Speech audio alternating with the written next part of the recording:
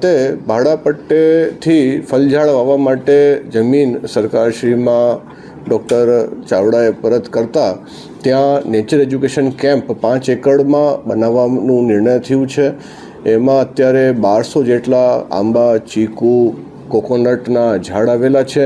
ત્યાં 50 લાખના ખર્ચે શૌચાલય, બાઉન્ડ્રી વોલ, પીવાના પાણીની સુવિધાઓ અને શેડ વગેરે વિકસાવી ફોરેસ્ટ ખાતા થકી જે શહેરી ક્ષેત્રના બાળકો છે એમને પ્રાકૃતિક શિક્ષણ શિબિર ત્યાં યોજી શકાય એ માટેની પ્લાનિંગ થઈ ગઈ છે. અને આવતા શિયાળાથી ત્યાં પ્રાકૃતિક શિક્ષણ કેમ્પ ચાલુ કરી આ માણેક એટલે nature education camp, Maliyasan nature education કેમ્પને આપણે કાર્યરત કરશું. અને રાજકોટમાં એક અર્બન ફોરેસ્ટ તરીકે આ બગીચો જે છે એ વિકસાવવામાં આવી રહ્યું છે. એમાં પ્લાનિંગ થઈ ગઈ છે, ગ્રાન્ટની ફાળવણી થઈ ગઈ છે.